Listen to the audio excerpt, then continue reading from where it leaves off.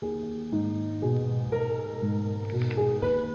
hosts feel it would be a little unkind to present this podcast without just a word of friendly warning. We are about to unfold the story of Frankenstein, a man of science who sought to create a man after his own image without reckoning upon God. It is one of the strangest tales ever told. It deals with the two great mysteries of creation, life and death. I think it will thrill you. It may shock you. It might even horrify you. So if any of you feel that you do not care to subject your nerves to such a strain, now's your chance to. Well, we've warned you.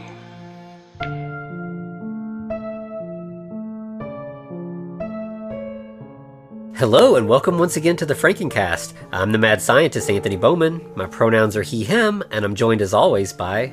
The guy eating your eyeballs, or ojos, that is Eric Velasquez. My pronouns are also he, him. Yeah. So we are back with the last matinee, aka Red Screening, I think it was called in some countries. Also, aka Al Morir al Matinee. Yeah, which would is that just last matinee? Okay. Yeah. But last as in dying matinee, basically. Yeah. Okay. Yeah. So, as we promised last week, this is a weird one because it's sort of, it's a slasher movie with some really heavy giallo leanings. You got the classic black glove killer and everything. Mm-hmm. But as promised, Frankenstein Day of the Beast makes an appearance, and it's. I was a little. Can we nervous. talk about? Oh, sorry. Go ahead. I was just I wasn't sure how much it was going to be in the movie. It was going to be okay, this is a background thing that's not really much to talk about. But no, it is a big part of this story in a way that really adds a lot. It adds layers and depths to this that were super fun. So I'm really excited we're going to get to talk about it. Okay, but also the main killer of this is the director of Day of the Beast. Yep, absolutely. Yeah. So wild. He's never named in the movie, but in the credits, I think they refer to him as Come Ojos, the eyeball eater. Right. And sure enough, that is what he does. But yeah, that's a really cool thing that he just was I'll be in your movie. I'll let you use mine. The weird thing is, at the very beginning, we're told that this movie takes place in Montevideo. In 1993, which Frankenstein Day of the Beast did not come out until 2011. almost many years after that. But it has a 90s vibe to it. It doesn't feel super anachronistic, other than that we know that it took place, or that it was released later than that. Right. By the way, Montevideo is in Uruguay, South America. Okay. Yep. So just in case, for those of you geography fans out there, I guess. Yeah. So we start out it's we're seeing the town. We're seeing that it's a factory town. We see a boat out on the water. We see, who put Kubrick in this movie? Yes, I was getting ready to say they're paying tribute to horror. We have the soundtrack sounds like The Shining. We're getting an overhead of a car driving down the road. Yeah, it's probably a drone, not the helicopter that they had to use in The Shining, but but yeah, they're following this car, and yeah, it very much feels like the beginning of The Shining. Right. This is when we get the Montevideo, 1993, and we eventually, this car goes through town and gets to out in front of the opera theater. With a jar. The guy has a jar of liquid inside that doesn't look healthy. It doesn't. It's this gross yellow liquid, and there's a few little bits of things floating in it that look it's tiny, it almost looks like pieces of corn, or if you have pickles and you've eaten all the pickles and there's just weird bits, just little garlic and stuff inside of it. Yeah. So, but he's still kind of is fishing in there and eating these little just tiny morsels of stuff. Well, they're olives is what they actually are. But I think, they're supposed to elicit something else because, he bites into just a fucking olive. Sure, why not, I guess, for a snack, but damn, I have never been let me have this giant fuck-off jar of, all of its, mostly olive juice. with just a couple olives that I just reach my gloved hand into.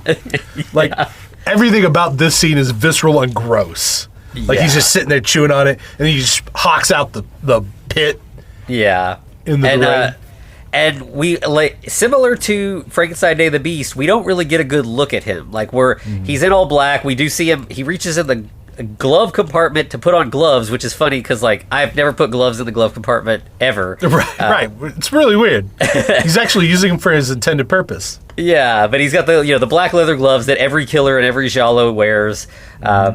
And then, he grabs, like, a red duffel bag from the seat, gets out and starts to walk towards the theater, where we see there's a giant marquee that says Frankenstein Day of the Beast. Oh, interesting. But now I guess this screening has let out because we get a bunch of families coming down the stairs and leaving the theater. And this one kid just drops, like, a dangerous amount of jawbreakers. Yeah. Or maybe gumballs or whatever they are. Yeah, he's got like a plastic bag full of like hundreds of them, and it goes in slow motion, and we just see these like bouncing down the stairs. Like he's have you seen Naked Gun 33 1/3? Okay, yes. Yeah, all right, yeah. But we get like the music kind of gets ominous, and our like mysterious guy walks up the stairs towards the kid, and he picks up like the kid's trying to scramble and grab as many as he can, and the guy picks up one red gumball and hands it to the kid. And then, like, just keeps walking up the stairs. Right. Meanwhile, his mom's calling, Diego, dale, vamos. So, hurry up and let's go. Yeah.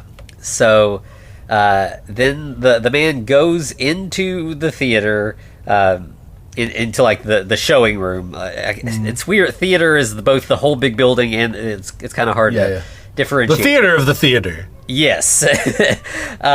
And there we see that, like, most of the crowd has rolled out. The credits are going, but there's a few people that are just still there. We've got, like, two kids and like, near the front that are, like, playing with toys. And we have a bearded man who is, like, kind of weird. He's a little twitchy and nervous.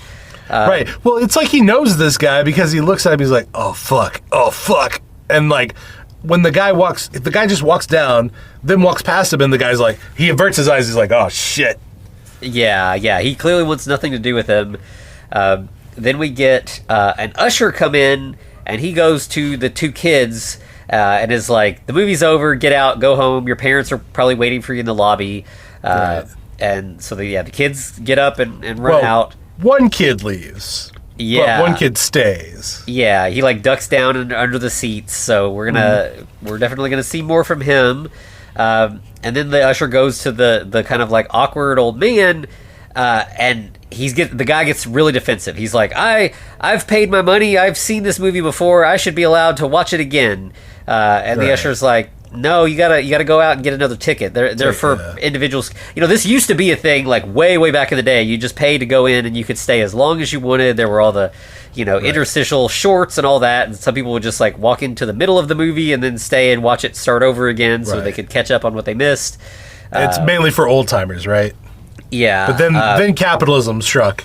Yeah. So now you have to buy different tickets for each showing. Yeah, and Alfred Hitchcock is sort of to blame for this. I don't know if you know this. He made it a rule when Psycho came out.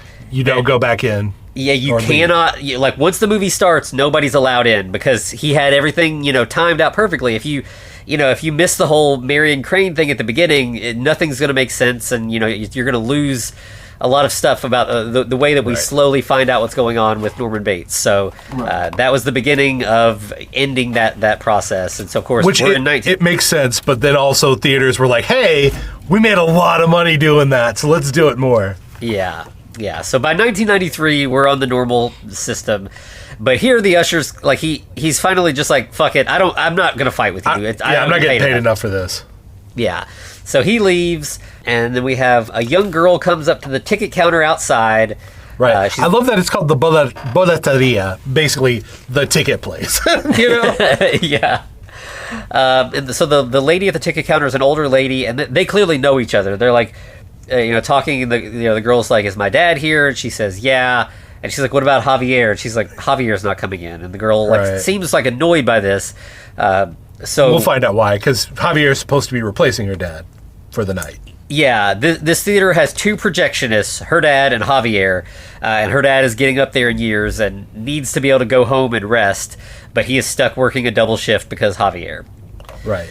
So when she goes to see her dad, he like hears her coming and he's like, oh shit, and starts putting out his cigarette. Because apparently they've had this discussion several times. Yeah. And she's like, you lied to me. And he's like, no, I swear, I thought Javier was coming in. I didn't realize he was going to call in. But it's just me. That's the only option. We got to, the show must go on. Right. She's like, no, you're supposed to be home by 8 o'clock. Yeah. And he's like, well, you're supposed to be home right now. You got studying to do. And she's like, yep, got my books right here. I'm going to study here. And he's like, but this is going to be, I'm going to be in your way. I'm going to be doing the projection. It's going to be noisy. And she's like, no, you go home. You go home. I'll do the projection and I'll do my studying here by myself. He's like, how are you going to do that? You don't know how to do that. Yeah, and she's like, I've been in here since I was a child. Like, I know how everything goes. Yeah, but what if you leave the film up on the cell stays up too long? What are you going to do? And she's like, yeah, it'll melt. I'll grab the roll off. I'll, splice it back and get it back on there while the crowd's booing. No time flat. Right. It'll be, I've seen it. It's fine. And I love how she adds the crowd will boo. It'll be fine. Yeah.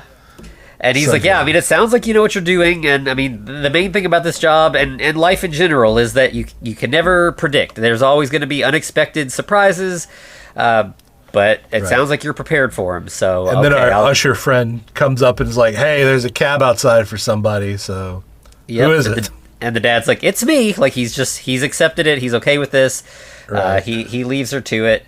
One thing about this movie is that like none of the characters get names until like really late in the movie. So like it was really confusing. Like I just kind of had to describe all these characters as like Well, Goni kind of he gets named early on, which is weird. Like, he's one of the earlier ones. Yeah. So eventually we'll find out that this girl running the projector, her name is Anna, but it is a while. Like, I mean, it's like an hour and 15 minutes or something into the movie before she says her name. But, so she's got it under control. Her dad goes home. And then we cut to, as you said, Goni and there's like 3 teenagers. They're standing under the overhang outside. Right. Like the girl's just slugging down vodka like it's nothing. Yeah, and they're waiting on another one of their friends, but they're like, the movie's about to start. Like, fuck him, let's just go in. Like, he can come or not, but we're not going to miss the beginning because of him. But Gani, he's dreaming about this girl. He's like, man, there was this girl on that bus. She looks just like Brooke Shields, man. Yeah. Yeah, and his friends are like that. They think it's really funny. And they're like, yeah, she would never be into somebody like you. And he's like, I know, but where the hell are you going to meet her, buddy? Like, what the hell are you talking about? She's gone. Get over it. So then we cut from them to back in the theater where a younger couple, like, probably early 20s, like not teens like the previous group, but they seem to be on a date. It's a guy and a girl. He wants to sit up kind of high, but she's like, no, it's better down here. Yeah. And there's like some like awkward, like it feels like it's like a first date or something. It like is, for sure, yeah. They don't have a lot, like they're trying to figure out how to talk to each other. They don't know how to yet, Right. And it's interesting though that like he's very meek and mild, and she's just like, this is what I want. Yeah, this woman is very confident, right. To the point that like right away, as soon as they get comfortable, she pulls out a cigarette and starts smoking, and he's like, "You're not allowed to do that in here." And she just kind of smiles like, "Who's going to stop me?" Yeah, yeah. And a minute or two later, the usher comes in and is like, "Hey, you can't smoke in here." And she just puts out her cigarette on the seat in front of her, and then like, I mean, not 30 seconds after the usher walks away, she lights it back up and is smoking again. She does not give a fuck. Right. Yeah. And the whole time this guy is reading like about the Day of the Beast. He's like, oh yeah, this is supposed to happen. And she's like, you brought me to a movie, you don't know what's going to happen? Yeah. And he's like, yeah, just seemed like a fun thing to do together. Like, because she asked what kind of movie it is, and he's like, it's horror. It's about Frankenstein. But then after she lights up her cigarette again. The lights go down. It's time for the movie to start. All right, let's do it. And we go up to the projection booth where Anna is doing everything perfect. She's got everything rolling. The credits are playing. The first scene starts of the movie, and she's like, all right, things are moving. Everything's good. She sits down to start studying. Right. and we get like a good, we get a few minutes of the beginning of Day of the Beast, and then we see that like that kid that did not leave, he's there. He's kind of peeking out from under the seats. So it seems like he's just kind of settling in. Yeah. So it seems like nowadays they kind of book like this room in the big theater. Theater number 10 is just playing. Whatever, like playing Thunderbolts all day. We're just going to keep repeating it. Right. But it seems like here, I think he was in like a more kid-friendly movie, but decided to stay so he could watch the scary movie. But he's like, I mean, we've been here. Like you're the kid hiding behind the couch, peeking out, like you want to see, but you're scared or you're not sure. You're testing the water. Yeah, absolutely. So I have a lot of love for this kid. Like he's very familiar to me. Right. And then we have the teens stroll in, and they're like, they're kind of talking. Won't shut up. Yeah, they're teenagers. Yeah, and the usher kind of comes in and he's like, "You all got to shut up. Like, let me take you back to some seats in the back so you're not bothering people, but keep it down." Like, and as they pass by our kind of twitchy older guy who ended up being allowed to stay, he just loses his shit. It's so good.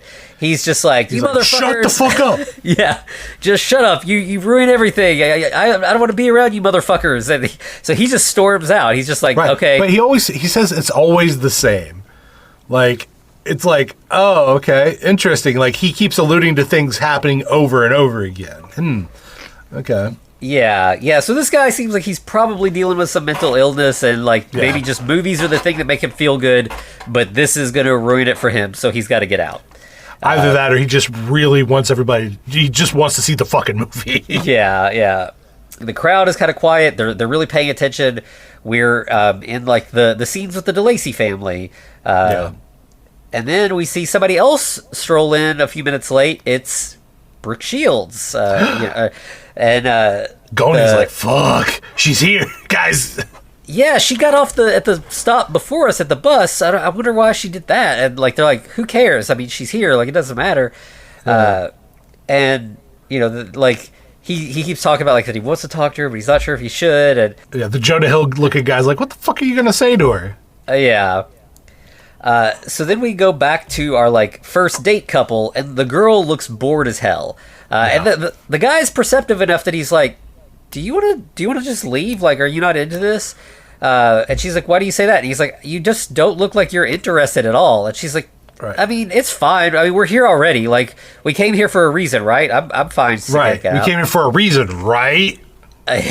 She's like, fucking do something, bro. Yeah. So then we go back upstairs and we see Anna studying at the desk. She sees like a picture of her as a child with her dad. Right. With like Army of Darkness in the background, I think. Like the poster. Yeah. By the way, she's also listening to this. Like, I fucking love. I don't know why, but anytime you have a like night themed radio talk show, I'm fucking there.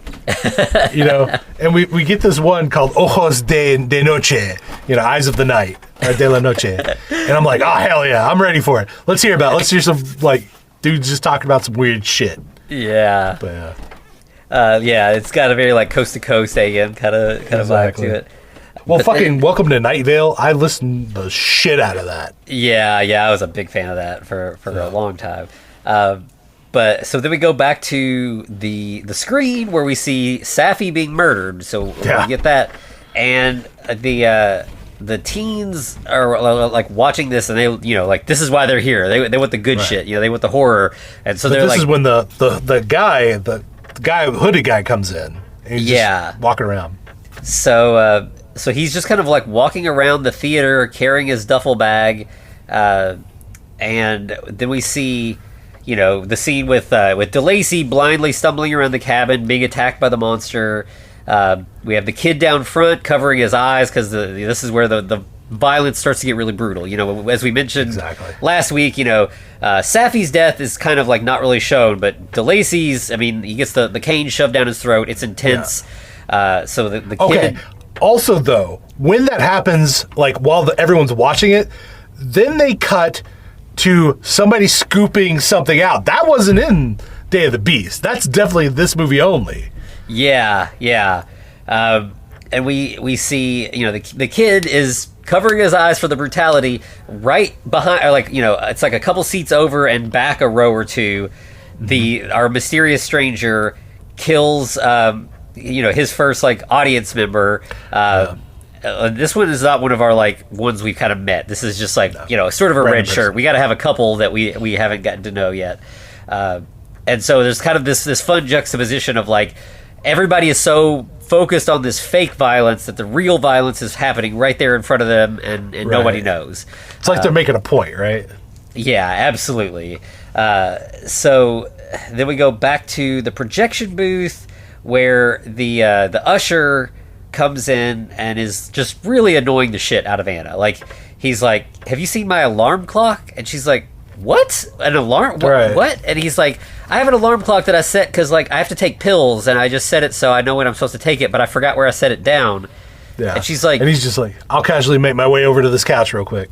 Yeah, so he sits down, and she's clearly, the thing where you're reading and somebody keeps talking, and you just you look up and do the thing, and then you try to really, really obviously read so hard at them so they know what you're doing. And so she's studying really hard, and he's like, "What's your zodiac sign?" Well, first he's like, "Hey, could you hand me my cigarettes?" Oh yeah, that pisses her off too, because he's like, "There's look in the drawer under the papers. That's where your dad hides them." And she's like, "My dad's hiding he's been coughing he's not doing well," and so that does not make her happy that her dad is smoking. Right. And she hands the pack to the guy, and he's like, "Nah, those aren't my cigarettes. I only smoke Casinos." Yeah, so those ones are clearly your dad's. But yeah, so then that's when he asked her for the Capricorn after he spoke. Yeah, and he predicts that she's I think he says a Virgo maybe. She's like, "No, Capricorn," and he's like, "Okay, Capricorno." Yeah, so he starts reading her zodiac, and it's great. She's tapping her pencil at the desk, just shut the fuck up. But they do a good job here of her horoscope kind of leads into it's a foreshadowing for sure. Yeah, I wrote it down. It's today you may feel the universe owes you, that you don't deserve this day. Nonetheless, someone else's sacrifice won't save. Yeah, you must escape this depressing situation on your own. Nope, there you go. There it is. Yeah. And then he's like, "All right, let's see what mine is." And she's like, "I don't care what yours is. Do you not see? I'm trying to study. I've got an exam in 3 days. Please go away." Right. And as he starts, clearly he's trying to flirt with her, but he's failing. Yeah. And as he's leaving, he's like, "Hey, listen, when I'm bored, I get cranky. And, if you don't talk to me, that tends to make me bored." Yeah, so you want to stay on almost my good implied side, violence. basically. Yeah, almost implied violence, but not. He didn't quite get there.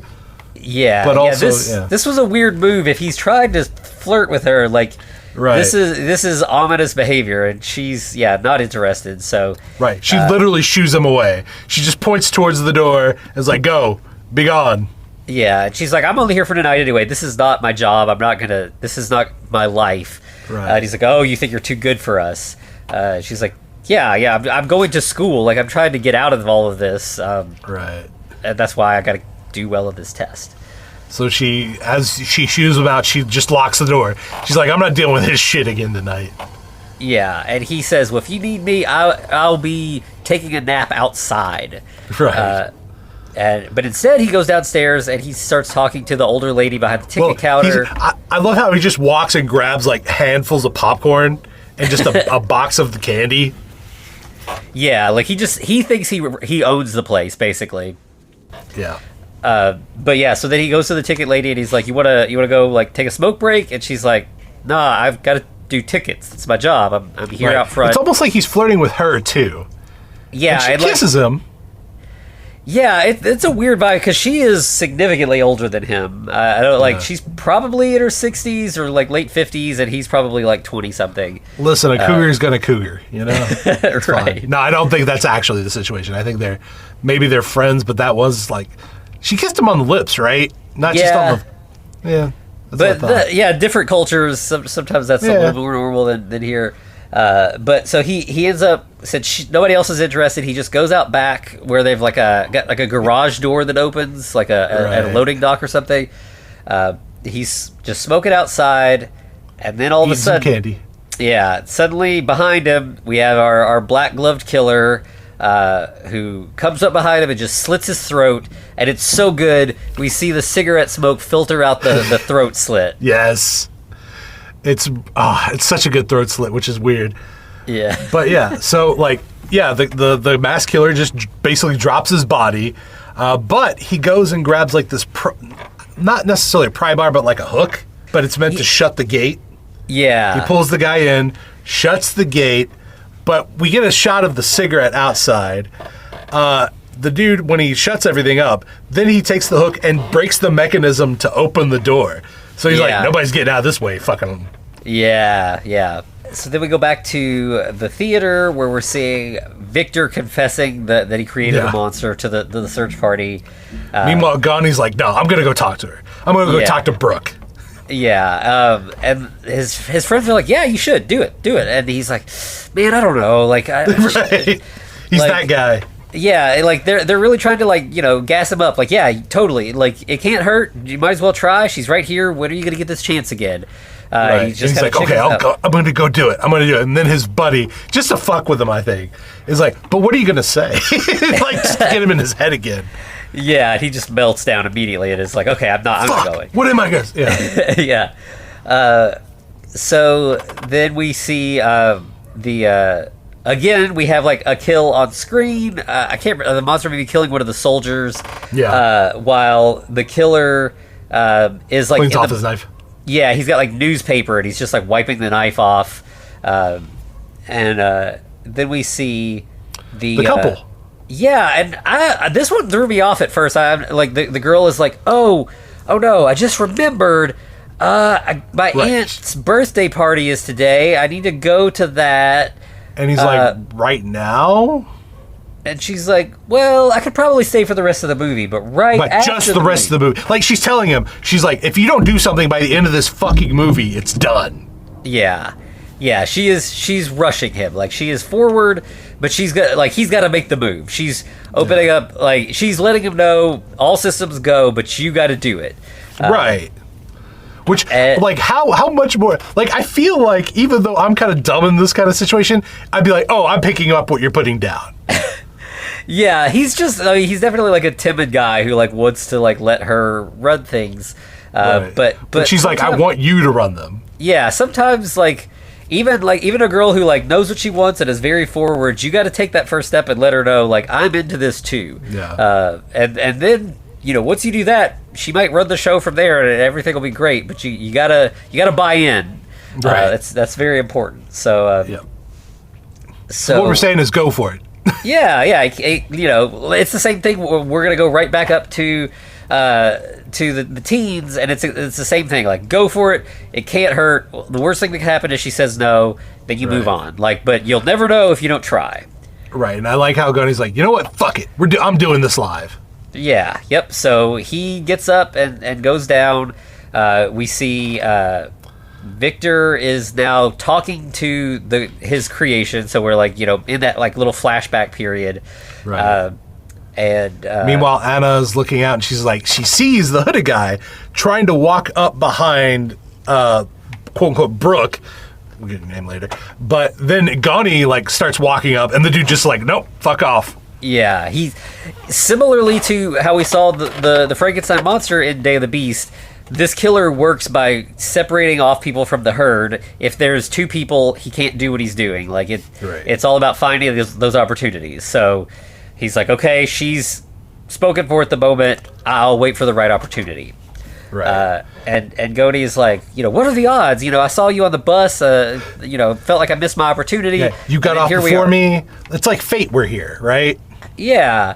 And at first she's like, yeah, no, it's not fate. Like, she doesn't seem interested. And then finally he's like, I mean, can I sit down? Someone was supposed to be here, but they're not here, so you got stood up. Yeah. And she's like, okay, yeah. And so she lets him sit down. And then he's smooth. He's kind of like funny. Like he compliments her hair And she's like, thanks. And he's like, yeah, I mean, it's pretty. It's not as good as my hair, but it's really good. And that makes her kind of laugh. Like, you know, he's not like negging her. He's just kind of being playful. And like, he clearly is somebody who cares about it. He's got very like pretty hair as well. So it's a good kind of fun joke. But he's still kind of humble because he's like, all right, I'll just shut up and let you watch the movie. And she's like, you know what? You're way more interesting than this movie, so keep talking. Yeah. And yeah, so then we have we get the priest getting yanked through the window at this point. Yeah, which causes our kid in the front row to really be scared. He's really ducked behind the seat in front of him. Meanwhile, upstairs in the projection booth, Anna hears like there's somebody like rattling the doorknob. I think she may have locked it when after the usher left earlier because he was being annoying, and so she thinks it's him again. We'll actually we finally hear his name as Mauricio. Mm-hmm. Yeah, because she's like, Mauricio, is that you? And like she keeps it, just go away, I'm busy. And then like eventually she finally opens the door, like annoyed, and nobody's there. It's just empty. Right. And then we get like a little jump scare where an alarm starts going off behind her, and she like turns, and it's that alarm clock that Mauricio was asking about earlier, and she like has to like dig to find it. It's like buried under a bunch of shit. Right, but we also get the point in the Day of the Beast where the creature is crawling on top of Liz, and at this point, the lady finally decides, you know what, he's not making a move, I'm gonna make the move, and she goes for his junk. Yep, just starts like groping him outside his jeans, and then she just starts unbuttoning stuff, and he's like, what are you doing? Right. He literally is like, what are you doing? And it's like, oh, my sweet summer child. You should know, my friend. Yeah. And so she's like, should I stop? Which is great. He's like, nah, yeah, yeah. Yeah. As soon as he's like, yeah, no, keep going. So we see, like, as that's going on, we've got we're in the tunnel scenes in the film where they're all kind of crawling around in the tunnel. We also have Goni flirting with Brooke. Yeah, he's doing good. He's like, he's just really, he's got game. Like, he's been all nervous about it. He doesn't know what to say to her, but like, he's doing great. In fact, like, she kisses him. And his friends, like, up in the balcony see it, and they're like, damn, okay, good job. Right. So, like, all the dates are going great around here, it seems like. Good job, guys. Yeah. Hopefully nothing bad will happen. Right. And so then we get this sort of, like, simultaneous thing where, like, on screen, Elizabeth is being attacked by the monster. Our 20-something date, the hand job completes. Right. And good job. Yeah. But okay, like, I don't know if she did it out of spite, just as a little like, hey, that was also fun, but fuck you. She gets him on his jeans. Yep. Yeah. She makes a mess. But we also have another mess because the killer sees that while Goni and Brooke Shields are making out, that they're distracted enough that this now sort of counts as like one person. Like he can. So they're distracted enough. Yep. So he comes up behind them with that rod that you mentioned earlier that he used to mess with the door, and he just jams it through both of their heads. What a way to end a date. Yeah. A brand new date, I guess. Yeah. So. And at this point, the little kid is like, I don't know. I think maybe he peed himself. Yeah. From the movie. Yeah. I really like the juxtaposition where, like, I think the killer is definitely using, like, the violent moments on screen as, like, it's loud. People are distracted. It's a good time to also kill. But it adds an extra layer. Like, the kid keeps, like, covering his eyes and hiding from the violence, not knowing that the real violence is so close by. Right. And, the what was going on screen definitely scared him quite a bit at that point. And then we see to tears, and he starts to sneak out. Yeah, and like you said, like he it looks like he may have peed himself. He's crying, and there's also like a trickle going on the floor from behind him that I believe is the blood of the couple. So there's like all these bodily fluids, like there's all this going on. Commingling. Yeah, and of course, a few seats over, we also have the hand job. So there's all the bodily fluids are covered. Yeah. And I think we're only shy one, but, that'll get there eventually, I'm sure. And so of course, that guy's like, well, I've got a mess now. I'm going to run to the bathroom and clean up real quick. Right. And she's very proud of herself, though. Yep, she pulls out another cigarette, lights up, and she's like, I'm sorry, but, with my aunt's birthday, we wouldn't have time later. So I just, so he rushes off. Meanwhile, Anna now has this alarm clock that she cannot figure out how to turn off. So she's like trying to find Mauricio, like, stop your fucking alarm clock. So she's walking around, and then like she thinks maybe he's in the men's room, so she's like knocking on the door, but the kid who probably wet himself is in there cleaning up. And he's trying to hide because he's not he's illegally in the theater as a kid here or whatever. So Anna finally gets fed up with the clock, just smashes it against the wall, and that finally stops it. Well, I love how all of a sudden she realizes, wait, Mauricio could have been banging on the door because he's supposed to be taking a nap right now. Yeah. So she's like, something weird's going on here. But then she bumps into the guy on the date. He's like, do you know where the bathroom is? And she's like, yeah, it's right there. One thing we didn't know just a bit ago was that he slipped on the newspaper and landed on it ass first. Oh, yes. So she points out where the bathroom is, and he starts to walk towards it, and she turns back to look at him and sees like basically a bloody handprint on his ass from falling in the newspaper. Right.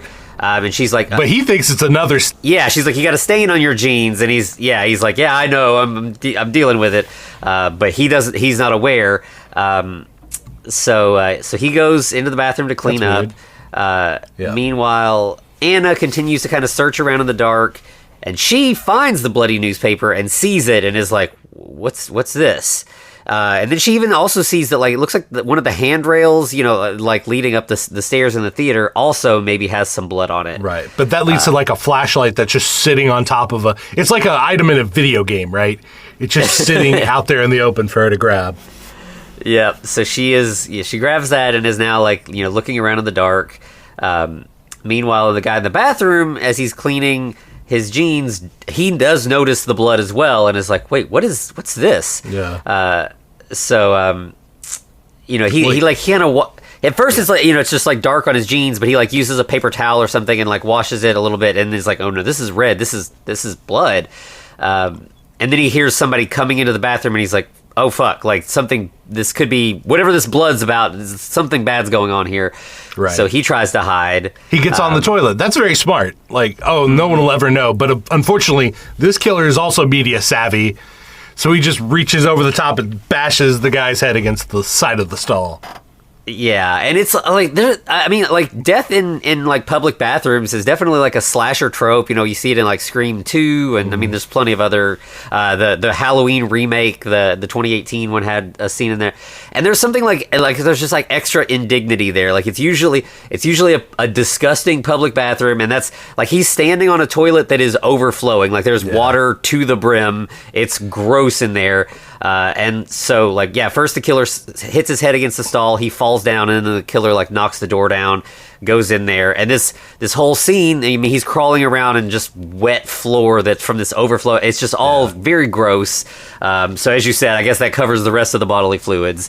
And eventually the killer does kind of get him held down, and this kill is it's not gory or graphic, but there's something really brutal about it. He takes his knife that he's been using. Well, first he bashes the guy's head against the floor.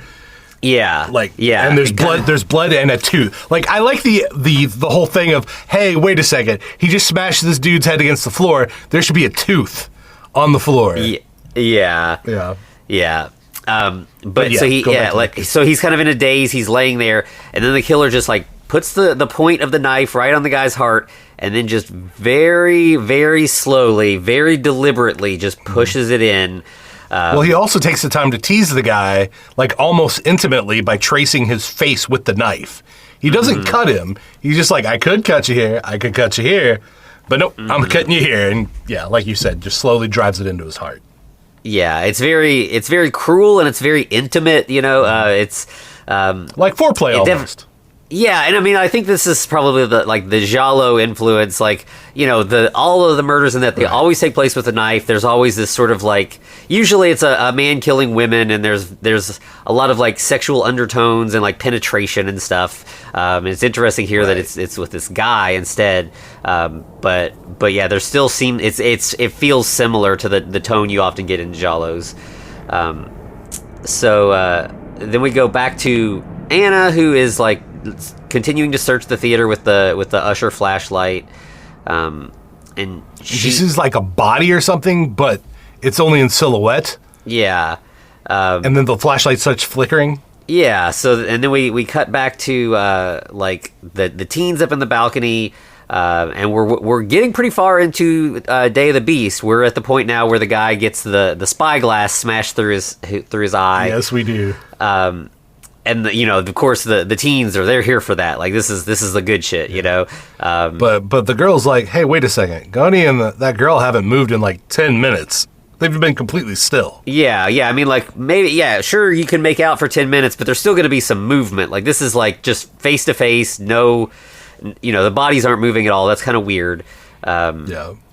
And then meanwhile, the other girl on her date is kind of getting bored waiting on the guy to come back. She's been smoking. She's just kind of... I mean, she was bored with the movie anyway, so now she doesn't even have company. Yeah, she's kind of getting frustrated. I feel like this lady just found her own kink, though. Like, she's like, maybe I could be a dom.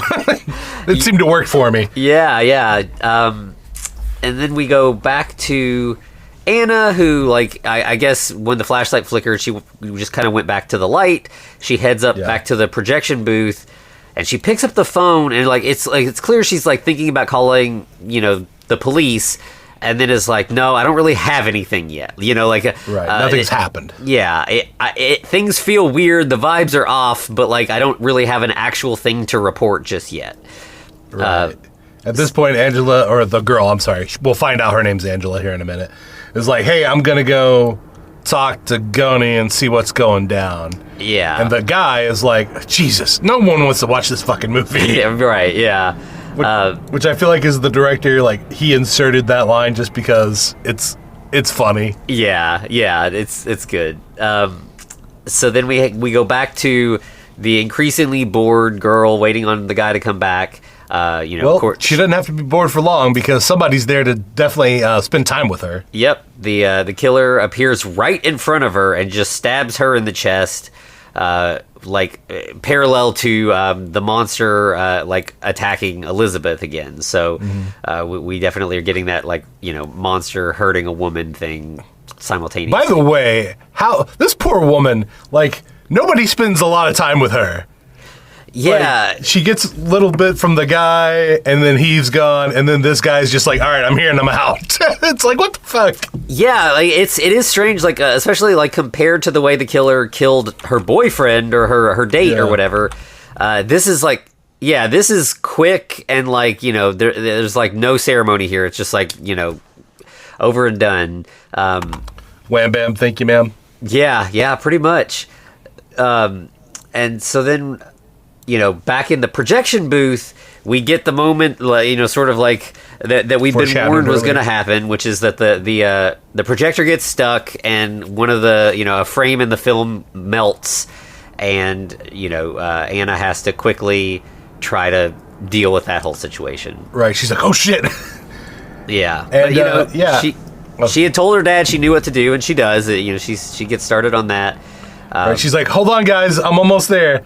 And then, of course, we get the killer going for the lady's eye at this point. Because you know, we're going to find out his thing's his eyeballs. Yeah, this is the first time we see this happening, that, like, yeah, he like, stabs her in the eye. And at the same time that he's doing that, that's when Angela gets to her, you know, Goni and Brooke Shields, and sees what's happened. So she screams in terror, and then she looks over and she sees the killer stabbing this other girl in the face.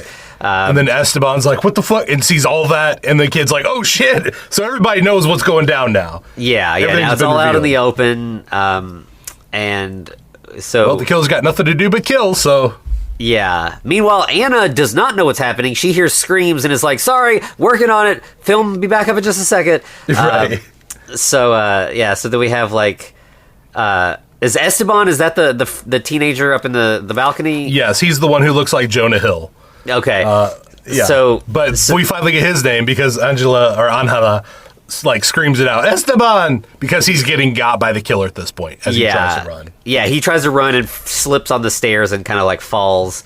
And then we have, so Angela gets out of the like the theater room. It is still in the building, but everywhere she finds the gate broken, or the garage door type thing that's broken. So she can't find a way out. Mauricio's body. Yeah. Meanwhile, Anna gets the film going again, and then goes back into the theater to check on things. Well, and she's looking through the porthole of the projector, and she's like, "Oh shit! Some things have gone down while I've been doing this." Yeah. So when she gets down there, she starts finding all the dead bodies. This is a very classic slasher thing. The final girl circuit. Yep. Yeah, you got to see all the dead bodies, know what's going on, and so it's here. She sees everybody, and also now we see that every one of these corpses, the eyeballs have been removed. So we're getting a good look at what he does. And then we have Angela outside. She's banging on that garage door as if that's going to do anything.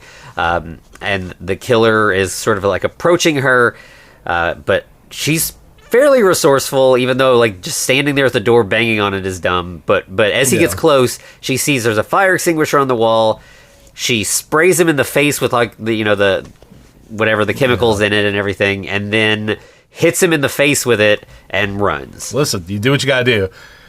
But yeah, I mean that was smart. Now don't get me wrong, Angela has on and off times, right? Mm-hmm. But so then at that point, Angela actually runs into Anna as they're both trying to figure out Angela's trying to escape. Anna is just trying to figure out what the fuck is going on. Yeah. And this is when the killer approaches both of them. Yeah, and Anna right away is like, we called the police, you better get out of here. And he's not buying it. And then Anna takes the fire extinguisher from Angela and throws it at him. Which knocks him down. Yeah, he drops the knife and falls. And so Anna tries to take that opportunity. She starts fighting with him. Kicks him in the head. Good for her. Yeah. Meanwhile, we have Elizabeth screaming and fighting off the monster on screen. So again, we're having this sort of echo. And then it looks like Angela is going to leave Anna to her fate there and get the fuck out. But at the last second, she's like, no, she helped me. I'm going to help her. So she... kind of attacks the killer and in such a way that both Angela and Anna are able to kind of break free and run again. Right. They knock him down with the fire extinguisher. Now at this point, it's double tap time. Don't just stop. Just keep going until there's just a bloody lump on the floor. Yeah, but instead, they don't do that. Yeah, they run out of the theater area and they take one of those the velvet ropes that they use to have a line or whatever, and they tie the door shut with it. Now this is as Victor is resurrecting Elizabeth, so it's almost like this is the girls fighting back scene, Yeah, and so they're out in the lobby and they're trying to find some way out. Anna sees Mauricio dead and is like, oh no, and then she's like, oh wait, he might have keys. So she digs through his pockets and does find keys. And then back in the theater, we have the credits rolling on the film as the killer gets up. So, it's felt like it's kind of the difference between a classic monster movie and a slasher movie. In every Frankenstein movie, the Universal ones or whatever, if the monster dies at the end, that's the end until the sequel. He may come back to life, but the death is the end. But a slasher movie, that's not the case. You have 2 or 3 false deaths before the real ones. So exactly, don't think the credits mean the killer's dead. Also, I think this is a commentary on real life as well, though, because it's the horror is still going on. Yeah, until absolutely. Somebody stops. Yeah. So the killer starts kind of moving around in the theater. He does not notice the kid who's hiding under the seats still. And he's trying to break out of the door that's tied up. Meanwhile, cut back to Anna fucking with the door, and then Angela says "fuck this" and throws the fire extinguisher through the window. And it feels like Angela's watched too many movies, because that seems like the sensible thing to do, right? Yeah. But I love how this movie is like, no, this is real life, because not only could you have killed yourself by trying to climb in through that small door with shards of glass, you also broke your one line of getting out of this alive. Yeah. It's like, so she's smashing her way into the ticket booth, which is like not really going to get them anywhere. And then once they get in there, like they find that the phone got smashed when the fire extinguisher went through. So all bad all around. So then Anna's like, okay, there is another phone, but it's up in the projection booth. We're gonna have to go up there. But Anna smartly is like, okay, before we go, and she like pulls one of the shards of glass. There's one that's long and kind of knife-like, so she grabs that. Got to get something to defend herself. And we go back into the theater where the killer's trying to find another way out. But instead, he finds a little kid. Yep, he does. He finds the kid. Of course, the kid screams, and Anna hears it from the lobby and is like, fuck. I gotta save the kid. Like, I can't let a kid die in this theater. Her mother instincts all of a sudden kick in, right? Yeah. So she unties the door, and they go back into the theater. And the kid smartly like runs back behind the screen, so he's like now in like the sort of backstage area. Yeah, this is a quick kid though, outrunning a grown man like that. Yeah. So we end up, Anna gets back there as well, right as the killer gets to the kid. He's got him pinned down. And Anna's like gonna help, but before she even gets a chance to, the kid smartly kicks the killer in the balls. Which again, we got that previously in Day of the Beast. That's one of the ways Elizabeth gets away from the monster. Once again, monsters got nards. Yep, absolutely, yeah. So the killer kind of steps back from that, and then Anna at that point gets a look at his face, and it's not any, we don't know who he is. Yeah. But she just yells at him, calls him a crazy fuck. No, she doesn't. She doesn't. Because that's what the subtitles say. But that's not what she said. She says he is crazy, but she also says, come mierda, which those of you who speak Spanish know, that means eat shit. Okay. As she stabs him in the eye. All right. Yeah. That was one thing I noticed. Like, there's a lot of that in this movie where they're saying, the subtitles are saying they're saying one thing, but they're saying a couple different things that more or less mean that. But still. Yeah. Like, there's one time, anyway, they're just talking about some puta at some point in the movie. But yeah, that's another thing. Yeah. So after she stabs him, we manage to get three of our survivors get away. They get out of the theater. They get up to the projection booth, where Anna does call the cops this time. Down in the theater, the killer is like still alive, still awake, and he has to pull that glass out of his eye. And when he does, the pops his own eyeball. Yeah, it's just hanging out, like still attached to the optic nerve at first. Yeah. And of course he knows it's never going to work again, and he's got a weird eyeball thing anyway, so he cuts. I think it was more the weird eyeball thing. Yeah. So yeah, he uses his knife, cuts the optic nerve, screaming in pain, and then back upstairs, Anna hangs up and is like, okay, the cops are on their way, but we just have to stay safe until they get here. It's going to be a little bit. And by the way, you find out the kid's name's Tomas. Yeah. Right. And Angela's like, do you think we got him? Do you think he's dead? And Anna's like, I don't know, but we need to operate under the assumption that he is not dead. We need to stay in here. We'll stay locked in. And right away, there's a pounding at the door. And they're like, okay, that question's answered. He's still alive. So we have... he keeps pounding on it until he breaks the door down. And he walks in, carrying that jar from earlier. And, as we said before, it was mostly liquid with like little chunks of like, just bits.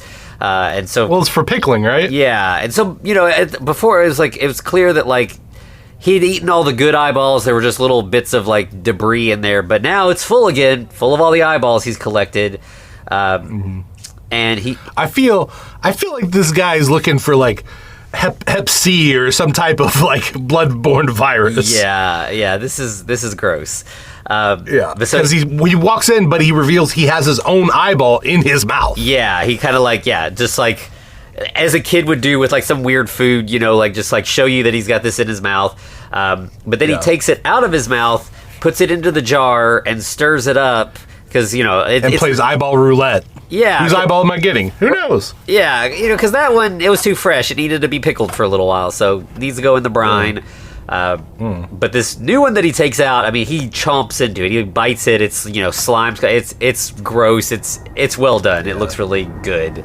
And then Anna's covering Tomas's eyes. Yeah, she's like, I don't want you to see this kid. Yeah, and then the killer pulls something out of his coat. It's not the knife from earlier. It is an ice cream scoop. So this is how he's getting the eyeballs out, presumably. I feel like he could use a melon baller more than No, I'm sorry. Oh, yeah. So he starts just kind of walking towards them.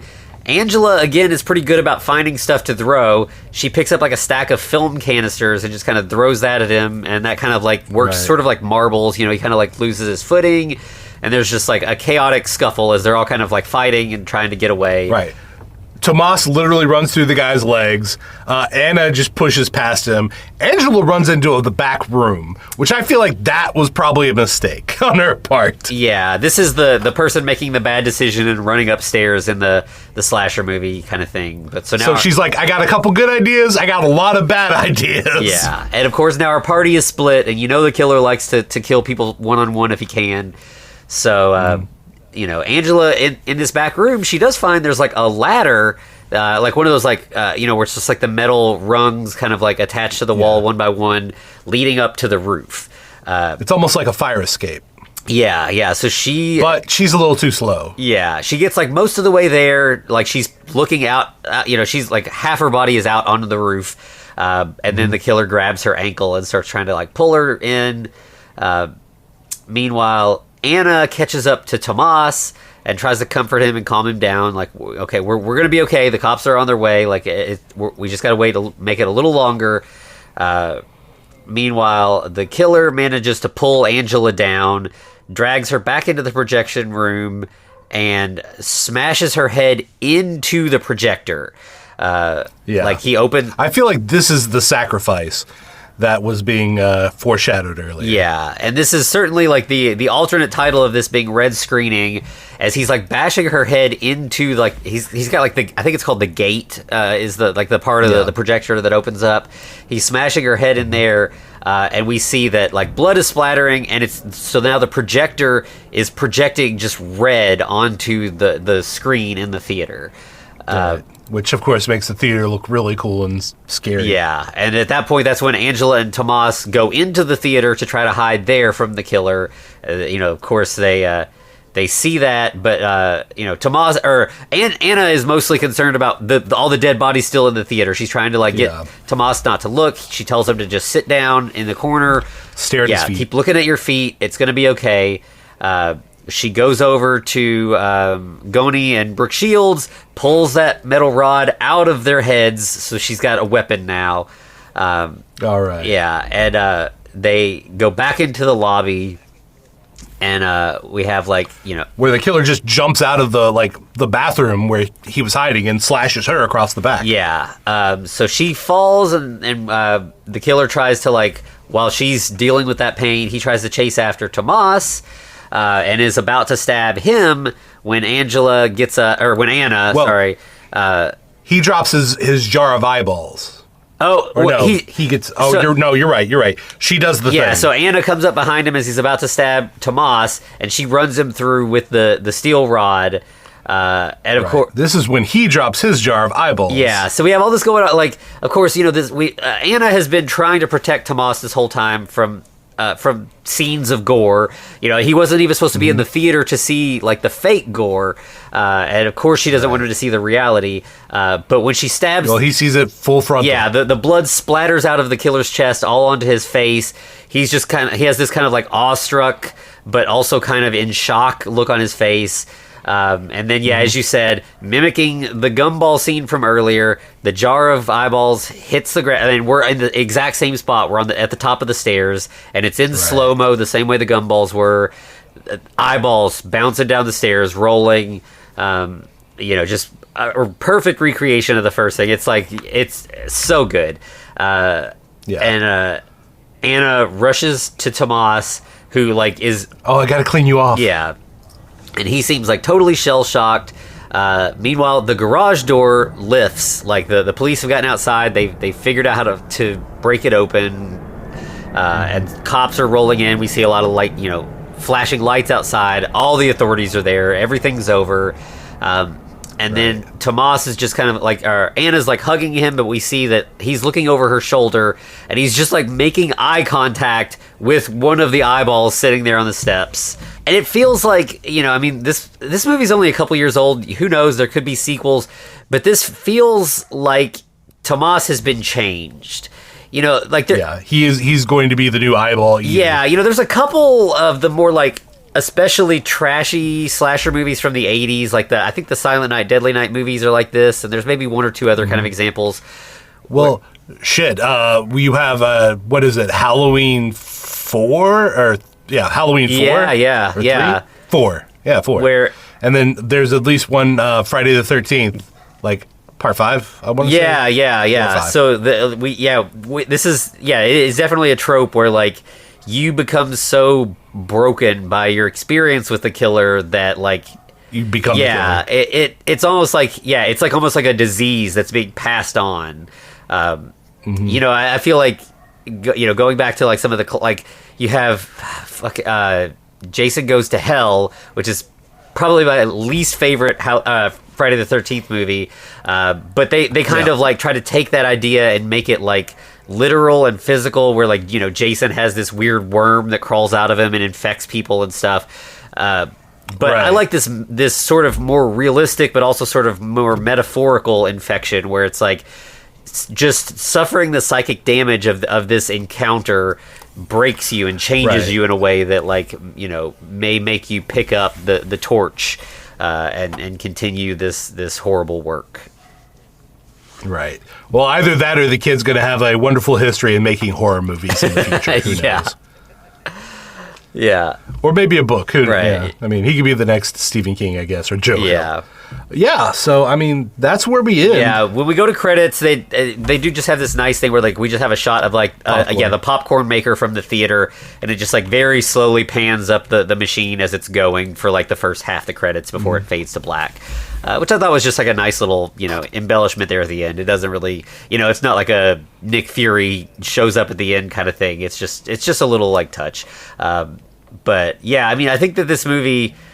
It's very much it is a slasher movie. It is a giallo movie, but it's also about how those movies affect us and what reality is like versus this sort of hyper violence of these kind of slasher movies. And it's there's a lot of, I mean, I think this is sort of a modern thing. Even I guess Scream kind of does this, or Funny Games does it in a different way, where it's a lot of more modern versions of horror that specifically look at tropey genre horror become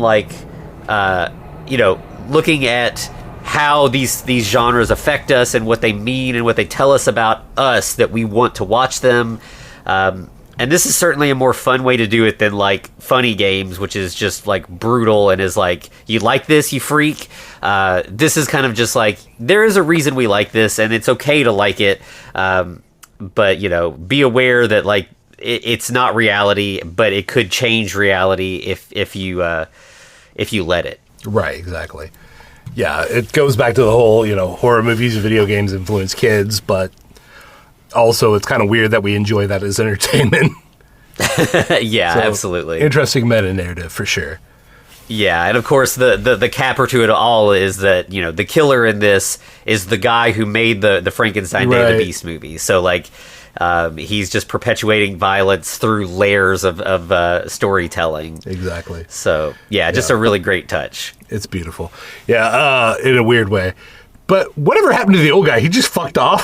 Like, we never see him again. Oh, we do see him actually when they open the gate and everything. When the cops are out there, we see him outside. He's just like out there, kind of like peeking in. Like, you know, he was smart. He left before shit got weird, and he's fine. Like, well, it's like he knew. He's like, oh fuck, this is the shit. Yeah. So I did like that he was just out there. Like, there's not really any. You know, we don't know what he's been up to for the past 2 hours or whatever. Right. But I thought it was a nice little touch. Yeah, fair enough. All right, yeah. So that is a wild movie. So, any other thoughts on it? I think that's it for this one. I'm really glad we did it. Like, I wasn't sure. I was like, is this is like a sort of generic slasher that happens to have this in the background? Maybe it won't be worth talking about. Mm-hmm. But no, it had a lot going on, and it was very cool. So, highly recommend. I believe it's on Tubi, so it's easy to track down. Right. I don't think we mentioned, but Frankenstein Day of the Beast is on YouTube also. So you can watch these both back and forth. I don't think either of them have like accessible physical media. Like, I have not been able to track these down to own, but they're easily accessible online, you know, without any sort of illegal stuff. Like, it's just they're just out there. And that's odd though, because I feel like The Last Matinee should have at least got a release, because I remember in 2020 when it got released on, what was it, Shudder? I want to say. I think so, yeah. On streaming. And, like, it was kind of a big deal. A lot of people were talking about it at the time. Yeah. Oh, no, it was on Screambox, because it's bloody disgusting, and they do that stuff. But yeah, like, it had a little bit of buzz, and then, just now it's just free to. And I think Screambox does eventually, like, they have exclusives, and then they do move stuff to Tubi eventually, which is cool of them to do. Yeah, 100%. So, Anthony, I think after all this stuff, I need a little bit of a break. I think I need to go to the hospital. But next week, I think we're going to have a visit from a good friend of the show. Yeah. So we're into spring break, summer vacation time, and we're trying to make sure that we all are able to take a little bit of time off. So next week you will have me, but Eric will be taking the week off, and we'll be joined by our good friend Hayden, who's showed up on a few previous episodes. This is the first time we're gonna have just like a guest host, so it'll be a little weird, but it'll be a little fun. So join us. We're gonna be talking, as you said, about Frankenstein General Hospital, a sort of 80s screwball comedy. So join us for that, and Eric, maybe you might be lucky that you're getting to miss out on this one. We'll just have to see. I think so, but I'll recover for sure. All right, folks. Anything else to be said? So you can find us on all the socials at The Frankencast. You can email us at thefrankencast@gmail.com. We're also over on YouTube, and of course you can always find us at patreon.com/thefrankencast, where we got tons and tons of bonus episodes. If next week you're like, I miss Eric, where is he? There's plenty more to listen to with him over there. There's so much Eric. So we'd love to have you over there, and as we always say, there's free trials. You can drop in, binge a bunch of stuff, and if you don't have the cash and don't want to like stick around, totally okay. We just love for you to hear what's over there. Absolutely. All right, anything else to be said? I think that's it. All right, well, thank you one more time, and to be continued. Looks like you survived another episode. The Frankencast is a production of FCR Media. It's hosted by Anthony Bowman and Eric Velasquez. Follow us on Twitter at The Frankencast, or send us a letter at thefrankencast@gmail.com. Our cover art is by Amanda Keller. You can find her at Keller Illustrations on Instagram. Our theme music is by Vivek Abhishek. Thanks for listening.